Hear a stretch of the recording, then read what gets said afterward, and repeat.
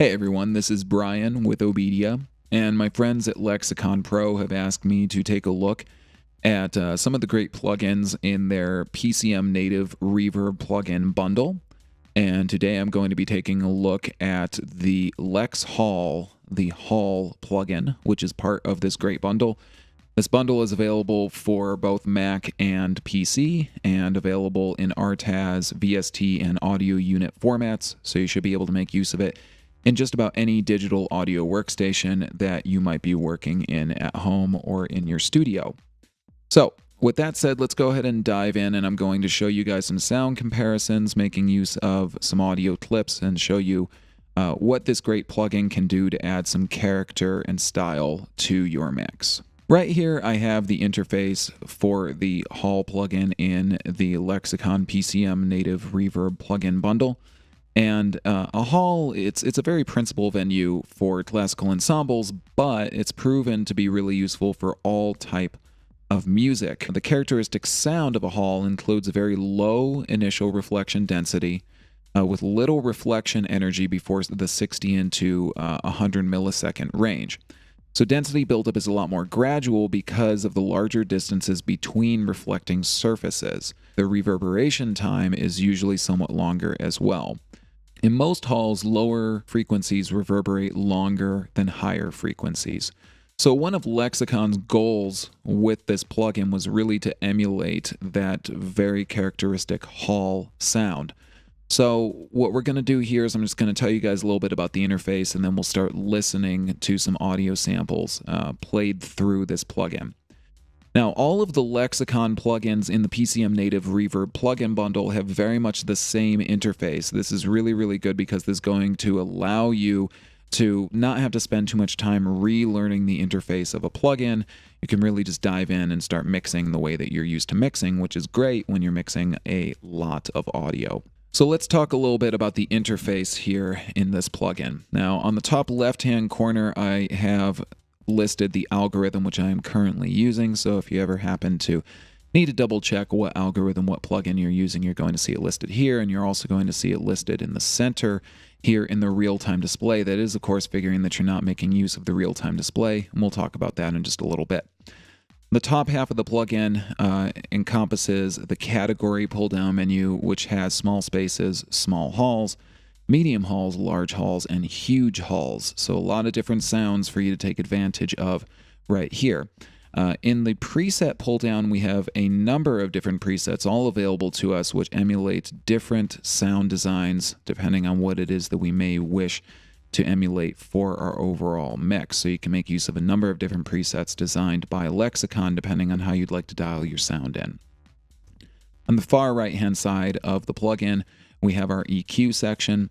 This is very, very simple and easy to use. It has 6 different settings which I can make choices of right here in my pull-down menu. This is going to allow me to decide what type of EQ I would like to apply to the current section that I happen to be editing for our EQ. And when we make changes, we're going to see these changes reflected in the display for the equalizer right here. So this allows us to really dial in exactly the EQ sound that we would like and how we would like for this plugin to affect specific frequencies. Now you'll also notice here 2 buttons. That's the early and the late button. The early button will cause for the EQ to include reflections, direct echo outputs, and room patterns. And late will include the reverb tail. So depending on which of these we choose, we will see the parameters which we can control change accordingly.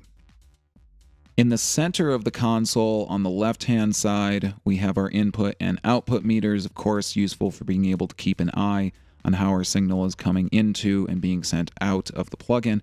And in the center, we have our real-time display, where if we simply click with our mouse, we have an option of multiband, frequency, and impulse displays.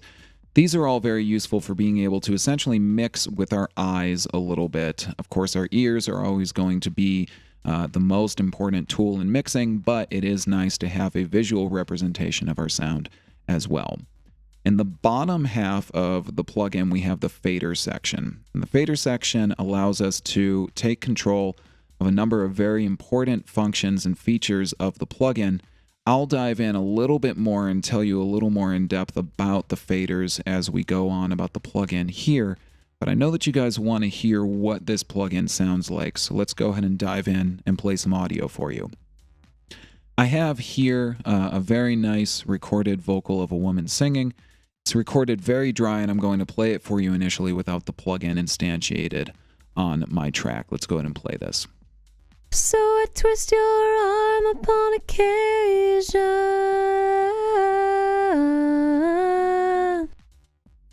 So very nice, but obviously without very much space, recorded dry.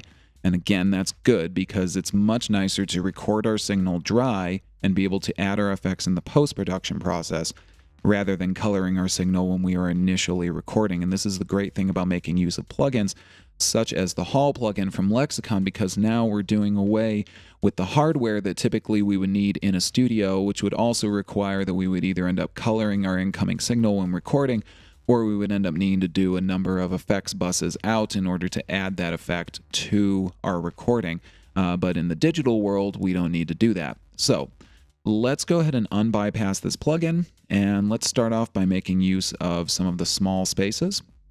If we click on the pull down, we're going to see a number of different studio named plugins, and each of these have different characteristics. And I'm going to start off by making use of the Studio E Lite. And let me just play this back to you, and I'm going to choose, in this case, the frequency real-time display, and this way we'll be able to see exactly how we are affecting this audio as it's being processed by the plugin. So let's listen to this. So I twist your arm upon occasion.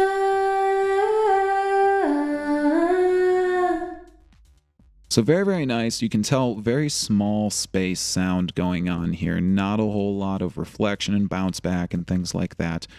You'll also notice that I'm making some changes to the mix slider here as I'm listening, and that's because I personally prefer to drop my mix down a little bit and get a nice mix between my wet and my dry signal. You may be looking for something different in your production, but of course, this is how we can start making use of these different faders in the plugin, allowing us to really dial in our sound very specifically. So let's listen to a little bit more here. Let's choose a small hall, and let's try out the small impact hall in the dark setting and see what that sounds like.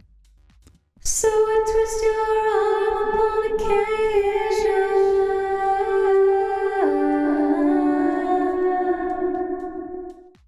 So for a small hall, that really has a lot going on, as you can tell, and I'm able to dial in my sound a little more directly by making use of some of these faders here on the bottom half of the plugin. I'm changing my pre-delay and my reverb time and also my diffusion just a little bit, which really allows me to customize my sound. And of course, that center real-time display is coming in very useful for me to be able to listen to my mix, but also see how it is actually being actively affected by the plugin.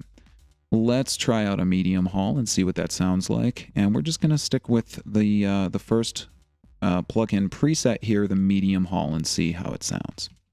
So I twist your arm upon occasion.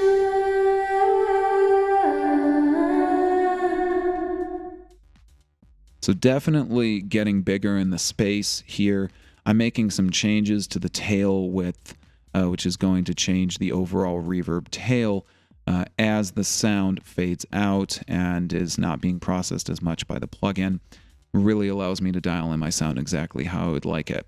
Let's click on the menu again and select a large hall, and let's switch around to a different location in our mix right here just so we can see what it sounds like.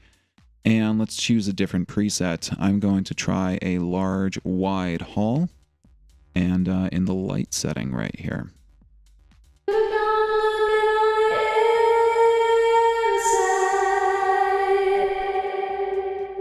You should have gone looking on the inside.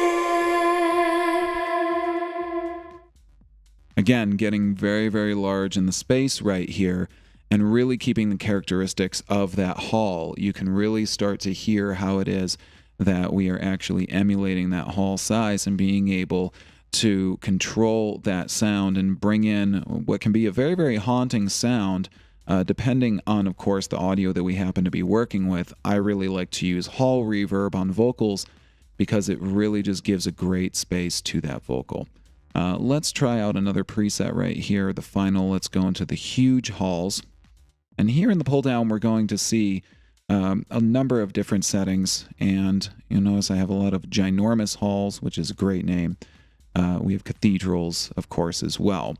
So these are all sounds that we would expect to hear in very, very, very large spaces. Could be very, very useful for an ensemble vocal performance or something along those lines, but also really nice to use on different forms of instrumentation. Let's try out the Cathedral 2 in the light setting and see what it sounds like.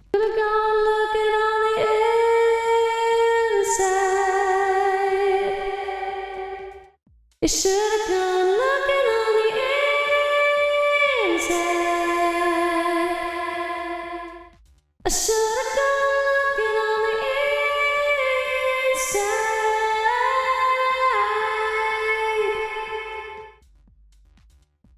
So again, this is really, really picking up on that huge hall sound that we would be looking for just about any form of audio mix. Really just depends on what it is that we would happen to be doing. But you can see how each of these different algorithms really allows us to dial in our sound very specifically and find either that very small, tight sound or going all the way up to that very, very, very large and very encompassing reverb sound. So there's some sound examples for you guys. Let's talk a little bit about these faders at the bottom of the plugin. The fader section of Lexicon Pro plugins is very useful because initially this is going to allow us to control some of the most important features of this plugin as we are in our mix. And the way that we get to do that is by clicking on the edit button here in the bottom of the plugin. You're going to notice that when I do that, I get a number of different options listed across the bottom half of the plugin. And I'm also going to have some new labels that appear underneath the labels of each of my faders here in the fader section. Now what this is this is called the soft row. And the soft row allows us to customize our plugin so that we can control exactly the parameters that we would like to be able to control for this plugin that can be most useful to us when we are mixing. So you're going to notice that in this case, I have the label pre-delay, and right below it, I have another label for pre-delay. But this is a pull-down menu, and if I click on that, you're going to notice that I have the ability to choose and control a number of the different parameters available to me inside of the plugin. So depending on what I would like to take control of here, I can simply click on one of these features. And now that new parameter is going to be linked to my fader inside of my soft row. Now, I can also compare these settings by clicking on the compare button. This is going to allow me to compare my settings. I'm going to see immediately compare on here in the middle of my console, and this is going to allow me to bounce back and forth and compare my previous setting and my current setting. So this way I can really be able to figure out if I like what it is that I have changed inside of the plugin parameters. And if I do, of course, I can simply stick with that, undo the compare, and I can stick with my new settings and start making those changes. So this is very useful, making use of the soft row, because this is going to allow me to customize my plugin exactly as I would like it to be for my own mixing style. So you have your choice of being able to control all of these parameters using the initial faders in the soft row. However, I also have a number of different features which I can take control of. If I click on the input and mix, this is going to give me access to very straightforward controls, the input and mix settings for the plugin, allowing me, of course, to change parameters such as mixing, pre-delay, diffusion, shape, and spread, all of these having to do with the overall mix of the plugin. I can also click on the reverb section right here, and this is going to allow me to dial in my reverb settings exactly as I would like them. Now again, I can take control of these settings in my soft row if I would like, or I can simply go into the reverb tab settings for the plugin and make changes to each of these different parameters such as reverb time, size, and a number of other different parameters all available to me inside of the reverb tab. Finally, I have the Reflections tab, and the Reflections tab obviously is going to allow me to control exactly how the reflections in this Hall Reverb algorithm are going to affect my overall sound. So this is going to allow me to change gains and delay settings and, of course, master time settings, depending on what it is that I'm going to be controlling inside the plugin. You'll also notice that underneath some of these labels, I have options to be able to switch, in this case, between absolute and tempo settings for my delay. I can also change between normal and inverted settings for my gain, in this case, the gain setting for the right delay. But this allows me to be very selective about how it is that I would like to dial in the reflections of my reverb inside of the plugin. So again, in summary, the Lexicon Hall plugin, part of the PCM Native Reverb plugin bundle, has a number of very easy to use features, all of which make dialing in exactly the reverb that you want very, very easy. In the top left-hand corner, we can see the algorithm that we're currently using. We have category and preset pull-down menus. Those presets will change based on the category which we select. And we have a number of different categories all available to us. These categories will change from plugin to plugin. We have on the right-hand side our EQ section, allowing us to equalize exactly how we would like for this plugin to affect our incoming signal. We have our meter section with input and output meters, and of course in the center we have our real-time display. Simply clicking on that is going to allow us to switch between the number of different real-time displays that we have available to us. And then down here in the bottom half of the plugin we have our fader section. Of course, one of the most useful features that I spoke about is going to be the soft row, allowing you to customize exactly how you would like for this plugin control to be available to you as you are mixing. And each of these faders, of course, allowing you to quickly and easily take control of those different parameters as you are in the process of mixing your audio. Of course, you can store your own presets and compare those presets as you go along in the mixing process. My name is Brian, and I hope that this has been useful to you guys and that you start adding some great reverb to your productions right now. Thanks so much for watching, and happy music making to you. Take care.